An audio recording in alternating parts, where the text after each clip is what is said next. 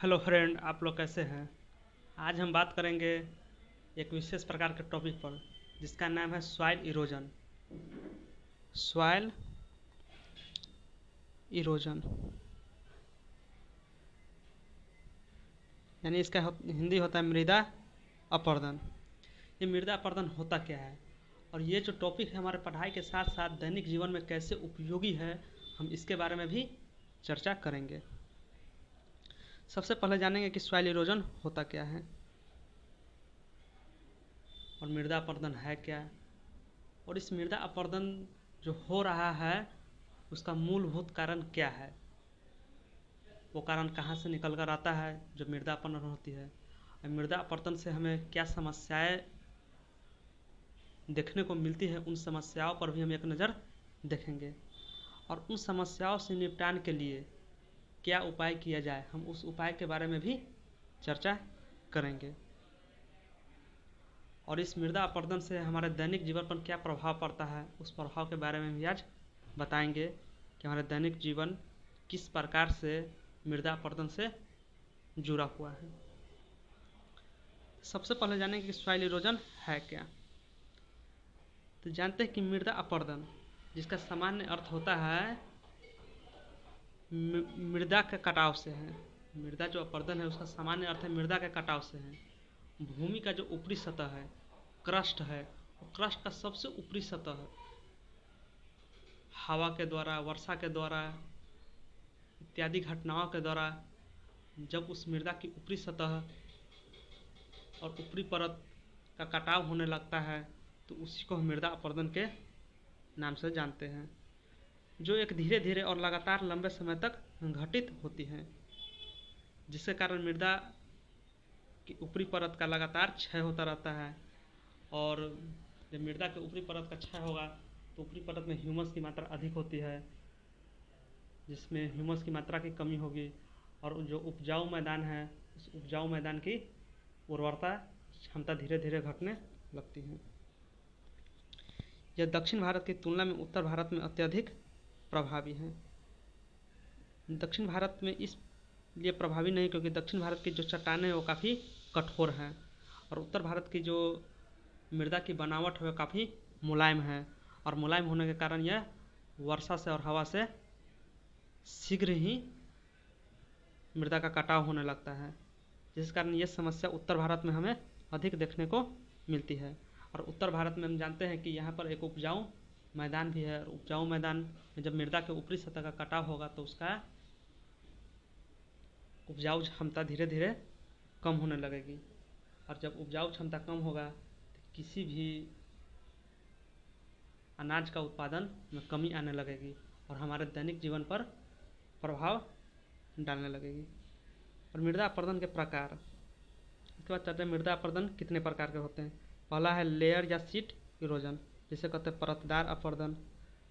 Drop erosion, drop erosion को कहते हैं बूंद या छप छपाव अपरदन। इसके बाद रील इरोजन, गली या अवनालिका अपरदन।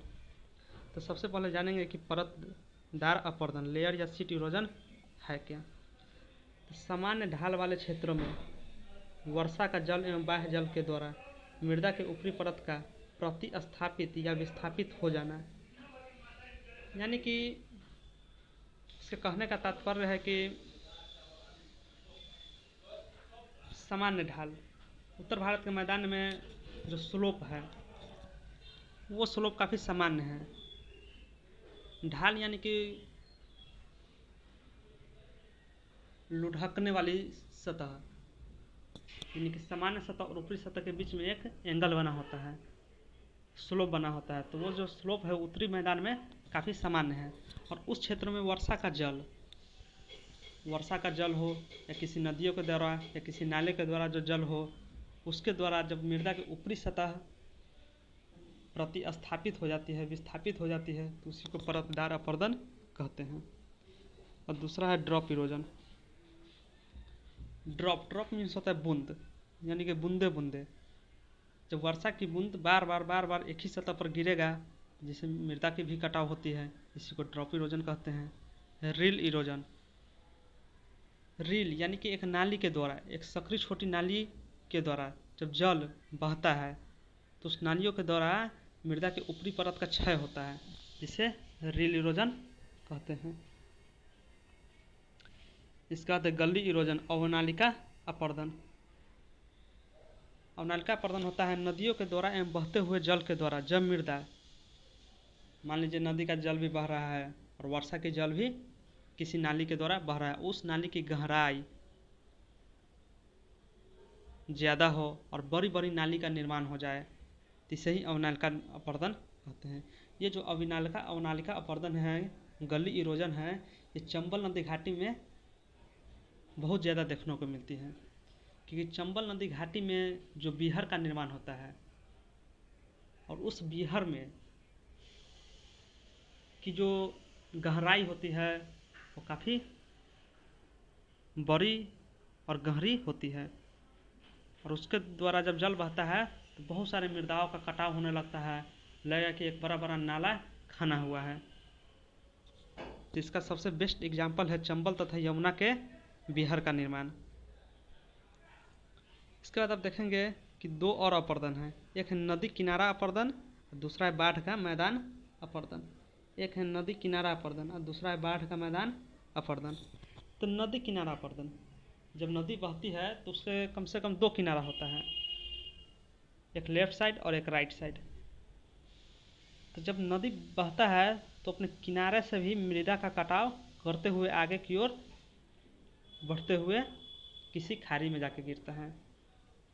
तो नदी के दोनों किनारों की तरफ भी मृदा का कटाव होता है, जिसे ही नदी किनारा अपर्दन कहते हैं।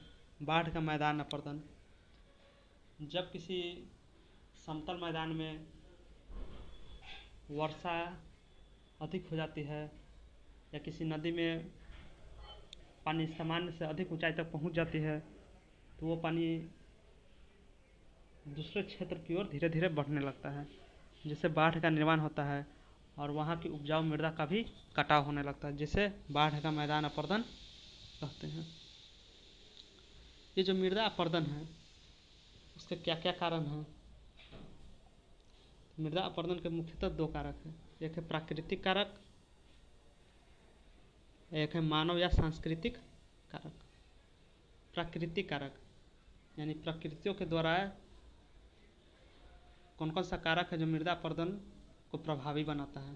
पहला वर्षा, और भारी मात्रा में वर्षा हो तो उससे भी मृदा अपर्दन होगा।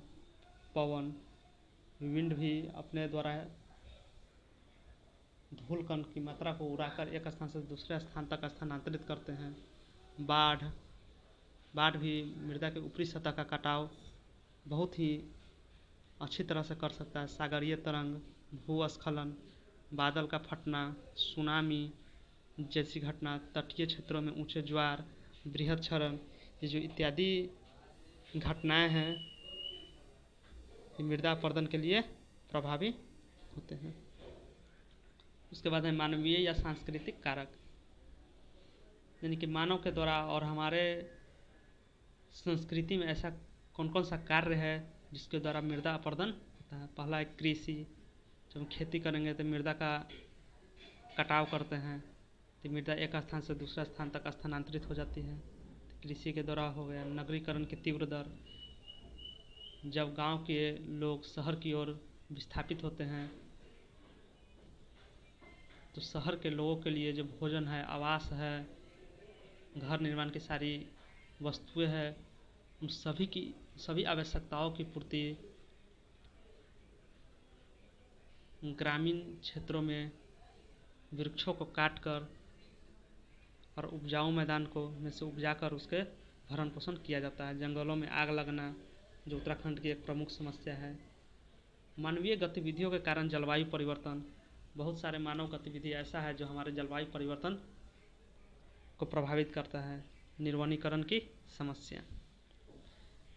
तो प्राकृतिक कारक और मानव या सांस्कृतिक कारक, ये मृदा अपर्दन के प्रमुख कारण हमने जो देखा है, उनमें से कुछ मानवीय कारक की हम व्याख्या भी करें तो पता चलेगा कि किस प्रकार अपर्दन होता है।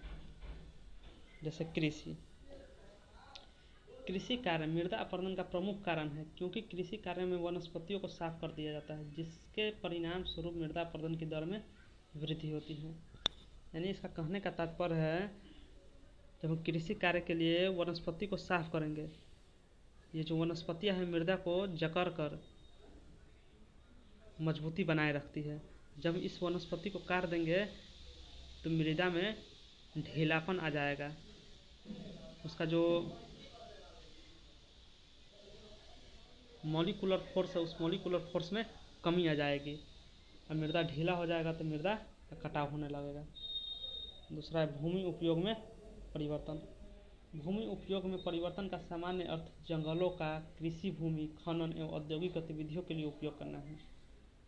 जब भू उपयोग कृषि के लिए करें, खनन कार्य के लिए करें, औद्योगिक गतिविधि के लिए करें, तो ये भी मृदा अपरदन की दर में वृद्धि करते हैं। अत्यधिक पशुचारण करेंगे तो मृदा की ऊपरी सतह से जो घास का क्षेत्र है, ग्रास लेवल है, वो हट जाता है और वहाँ भी मृदा अपरदन की दर में वृद्धि हो जाती है। खनन,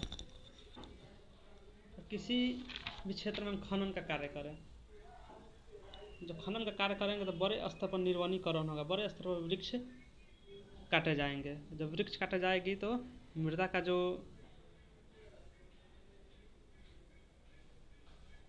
वृक्ष की जड़ों के साथ जो लगाव है उस लगाव में कमी आती है, उसका प्रभाव कम जाता है, जिसके कारण मृदा अपरदन की दर में भी वृद्धि हो जाती है। इसके बाद स्थानांतरणशील या झूम कृषि। ये उत्तर पूर्वी के राज्यों में अत्यधिक मात्रा में देखा जाता है। वहाँ के आदिवासी लोग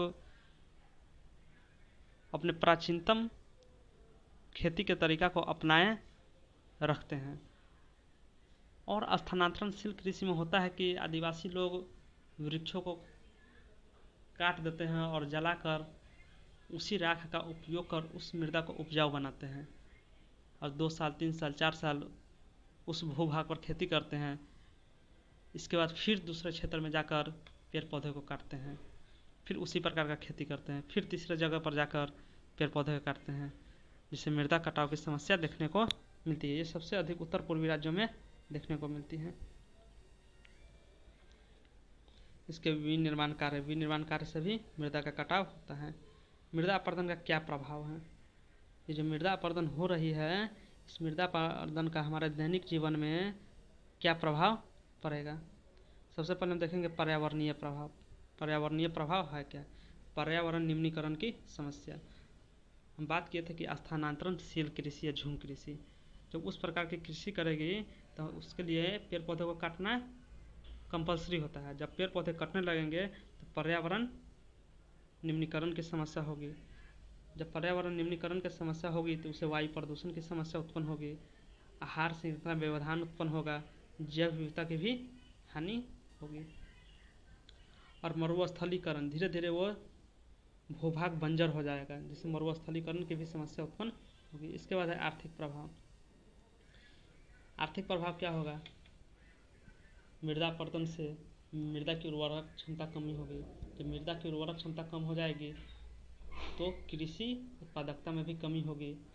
कृषि उत्पादकता में कमी होने से आर्थिक विकास की दर मंद पड़ जाएगी और बैंक द्वारा दिए गए जो ऋण हैं वो बैंक उस ऋण को भी रिकवरी नहीं कर पाएंगे।